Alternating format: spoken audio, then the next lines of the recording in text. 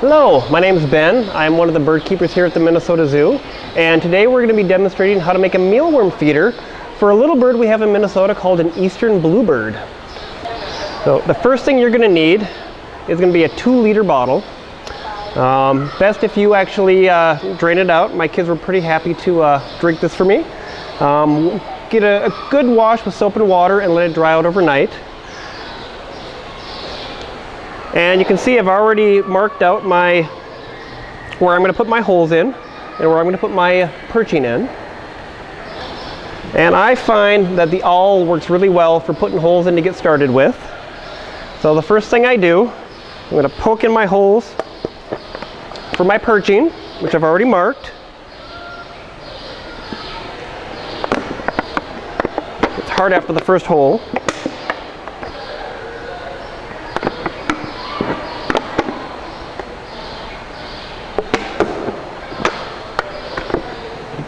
Alright, and then I actually use it again to start my holes.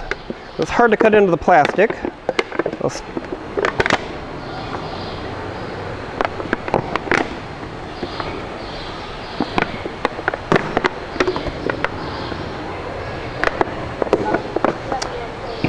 Alright.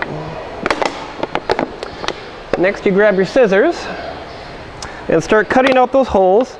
And the holes that we're going to cut out are about 1.5 inches in diameter, which is small enough for the bluebirds to get into, but small enough where other birds can't get into it. You just want to make sure you don't leave any sharp edges.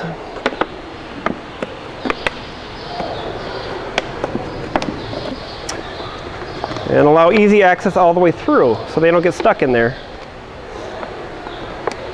And last hole.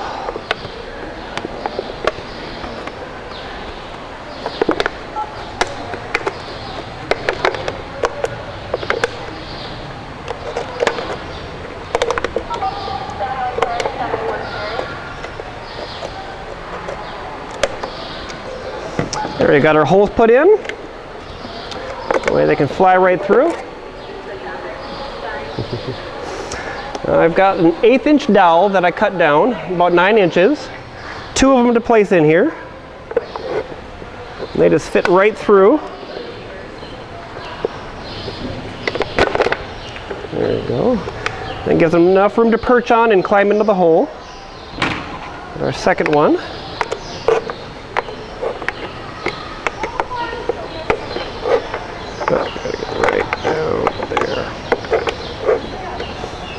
And the last thing we're going to do is I got a piece of wire. Now you can use just about anything to attach this on there, a string, wire, whatever you got available.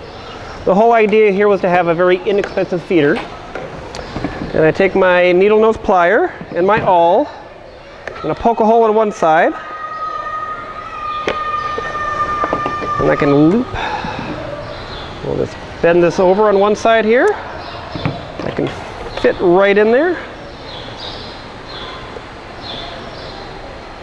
Hands don't work. Thanks. And then the other side we'll cut down to fit right over the edge there. We've got a nice way to hang it up. And we need a big loop in there to hold on to that other end. Okay. And it's as easy as that.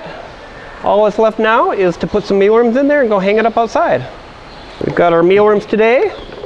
I've got live mealworms, which typically you're going to go out and actually go to a bird store or to a pet store and you can get dehydrated mealworms. But a lot of the birds definitely prefer the live ones here, and I've been feeding them up with some good primate biscuits today. They got a lot of good nutrition inside of them. You take off your end. We're just going to dump a few in there. Let's see how this is going to work.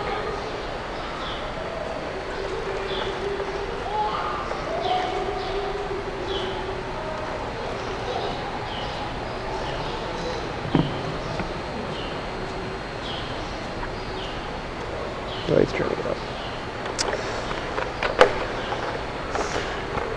And there you go. So whenever we do things like this, when we're feeding wild animals or providing homes for them, we want to make sure that we're responsible for these animals, that we're taking good care of them. So you want to make sure that your feeders get cleaned out on a regular basis. Depends on the weather, but every other week is probably pretty good. And you can use about a 10% bleach water mixture to help clean them out and sterilize them so that you're not passing any sort of diseases onto other birds.